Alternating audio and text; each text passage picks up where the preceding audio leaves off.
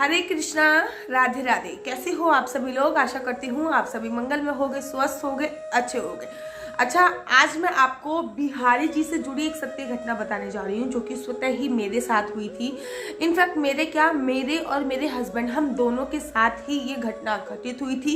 ये घटना आज से कुछ 1.5 साल पूर्व अर्थात 1.5 साल पहले हमारे साथ घटित हुई थी। उस साल अधिक मास था, जो 3 साल में एक बार आता है ना, जिसको पुरुषोत्तम मास बोलते हैं, मल मास बोलते हैं या फिर अधिक मास बोलते हैं। तो उस साल अधिक मास था और मैंने ये प्रण लिया था कि अधिक मास में मैं अपने हस्बैंड के साथ दंडवत परिक्रमा करूंगी, अर्थात लेक की जो परिक्रमा करी जाती है वो परिक्रमा मैं श्रीधाम वृंदावन की करूंगी। पहले मैं एक बात आप लोगों को क्लियर कर दूं कि बहुत सारे लोग, जब मैं ये बोलती हूँ कि वृंदावन की पंचकोश की परिक्रमा होती है, अर्थात 10 या 12 किलोमीटर लगभग परिक्रमा है, तो लोग बोलते हैं आपको नहीं पता 7 कोस की परिक्रमा है। तो भाई पहले एक बात मैं आपको क्लियर कर दूं कि गोवर्धन की परिक्रमा अलग है, वृंदावन की परिक्रमा अलग है, बरसाने की परिक्रमा अलग है, मथुरा वृंदावन की परिक्रमा अलग है, 84 कोस की परिक्रमा अलग है। ठीक है, तो ये सारी परिक्रमा अलग अलग होती है और मैं बात कर रही हूँ श्रीधाम वृंदावन की परिक्रमा की। अधिक मास का महीना चल रहा था, हम लोग गाजियाबाद से श्रीधाम वृंदावन पहुंच चुके थे और दंडवत परिक्रमा करने के लिए पूरी तरीके से तैयार थे। दंडवत परिक्रमा हमने लगभग समाप्त कर दी थी और दंडवत परिक्रमा पूरी तब मानी जाती है जब आप एक पूरी दंडवत परिक्रमा करने के तत्पश्चात अपने पैरों पे खड़े होकर एक पैदल परिक्रमा भी आप लोग करो, उसके बाद ही दंडवत परिक्रमा समाप्त होती है। तो दंडवत परिक्रमा पूरी करने के बाद हम लोग अपने पैरों पे खड़े होकर एक पैदल परिक्रमा कर रहे थे श्रीधाम वृंदावन की। रात्रि के करीब उस समय पे बज रहे थे 8:30 का, उस समय पे टाइम था, रात्रि के 8:30 बज रहे थे। वृंदावन की परिक्रमा कर रहे थे मैं और मेरे हस्बैंड। हमारे आगे भी बहुत सारे लोग परिक्रमा कर रहे थे क्योंकि उस टाइम अधिक मास था। अधिक मास में बहुत लोग परिक्रमा करते हैं। इनफैक्ट पूरा ब्रज में अगर ये कहूँ कि ब्रज में 90% लोग ऐसे होंगे जो अधिक मास में परिक्रमा करते हैं, क्योंकि कहते हैं कि अधिक मास में, पुरुषोत्तम मास में आप जो भी करते हो उसका आपको 10 गुना ज़्यादा फल मिलता है। आप जो भी करते हो उसका आपको 10 क्या 1000 गुना ज़्यादा फल मिलता है। तो एक परिक्रमा आपकी 100 परिक्रमा के बराबर होती है, कभी कभी ऐसा बोला जाता है। तो फिर हम पैदल परिक्रमा कर रहे थे और आधी परिक्रमा लगभग हमारी हो चुकी थी और तभी एक प्लेस आता है, कर रखी थी, शायद फोटो होएगी तो मैं आप लोगों को वो फोटो भी डाल दूंगी। मैं माला झोली पकड़ के परिक्रमा कर रही थी, मंत्र जाप चल रहा था और परिक्रमा में निरंतर करती जा रही थी।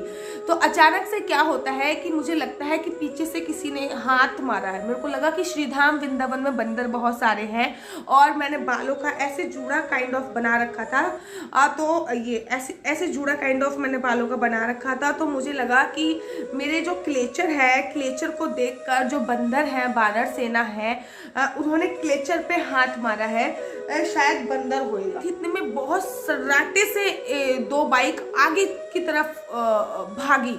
मेरे को समझ में नहीं आ पाया कि आखिर हुआ क्या। बाद में पता चला कि वो चैन स्नेचर थे, उन्होंने मेरी चैन खींची और वो आगे की तरफ चले गए।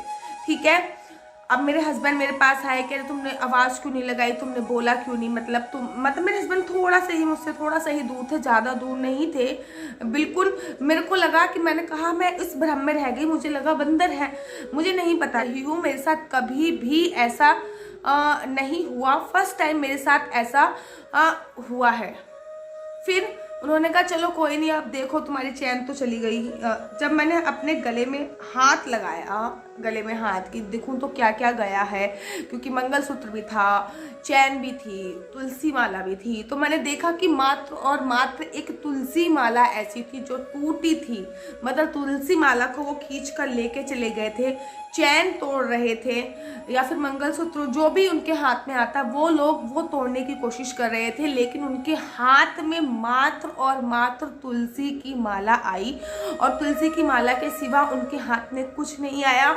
थोड़ा सा दूर आगे जब हम चले तो हम लोगों ने मतलब थोड़े से आज जब हमने ये बोला कि भैया चैन स्टेकर घूम रहे हैं, चैन खींचने वाले घूम रहे हैं वृंदावन में, तो दो आदमी बोल रहे कि उन्होंने क्या आपकी चैन खींची? मैंने कहा हाँ, उन्होंने मेरी ही चैन खींची।